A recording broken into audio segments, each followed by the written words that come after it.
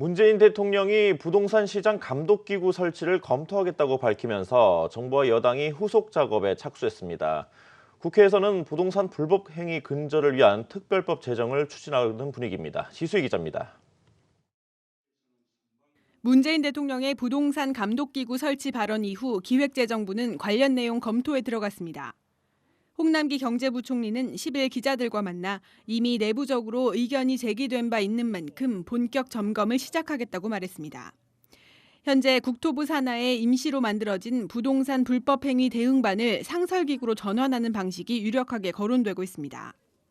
부동산 불법행위 대응반은 지난 2월부터 국토부를 중심으로 관계기관이 참여해 집값 담합과 탈세 등 부동산 불법행위를 단속해왔습니다. 하지만 총 인원이 13명으로 조직이 작은 데다 내년 2월 임기가 만료되는 만큼 지속성이 없다는 지적이 있어왔습니다. 또 수사 기능이 있음에도 처벌 규정이 명확하지 않아 불법행위 대응에 한계가 있었습니다. 실제로 부동산 교란행위 처벌 규정은 부동산 실거래법, 주택법, 공인중개사법 등으로 흩어져 있고 임시기구가 탈세 여부를 가려내기 위한 세금 정보를 조회할 권한이 없는 상황입니다. 상시기구가 신설되면 기재부의 참여가 유력한 만큼 조직은 커지고 기능도 강화될 것으로 보입니다. 당정은 이를 보완하기 위한 특별법 제정이나 개정안을 통한 기본법의 강화도 검토하고 있는 것으로 알려졌습니다. 이미 부동산 세제를 강화하고 임대차 3법이 통과된 만큼 앞으로는 시장 감독에 정책을 집중하겠다는 전략으로 풀이됩니다. 입법, 공급 대책과 함께 부동산 시장 안정화를 위해서는 투기 세력의 시장 교란 행위를 강력히 차단해야 합니다.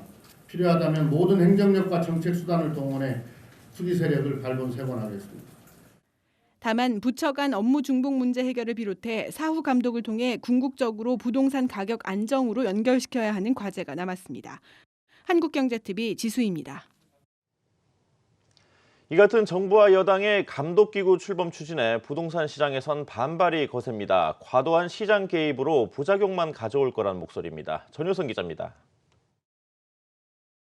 부동산 감독기구가 출범하게 되면 금융시장을 감독하는 금융감독원과 비슷한 역할을 맡게 될 가능성이 높습니다. 하지만 우려의 목소리가 적지 않습니다. 부동산 특성상 개인 간 거래가 대다수를 차지하는데 이를 하나하나 들여다본다는 것은 정부의 과도한 개입이라는 지적입니다. 주택 구입 비용이 어디서 났는지 살피는 자금 출처 조사까지 이뤄지는 상황에서 사실상 더 강력한 단속 주체가 등장하는 셈입니다.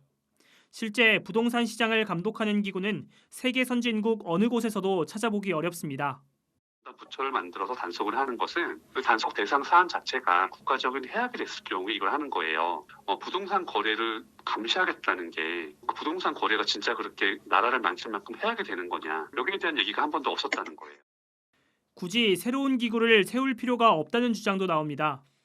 규제 지역 지정, 대출 규제, 공급 대책 등 정부가 부동산 시장에 영향을 줄 방법은 감독기구 출범 외에도 충분하다는 겁니다.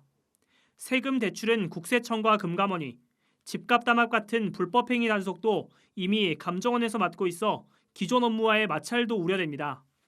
아울러 새 기구가 더 강한 규제와 가격 통제로 일관한다면 부동산 거래 자체가 말라버리는 시장 경색으로 이어질 공산도 큽니다.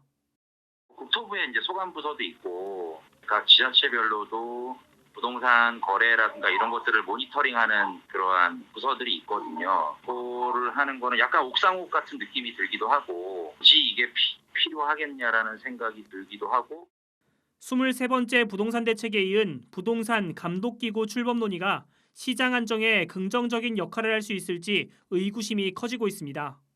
한국경제TV 전효성입니다.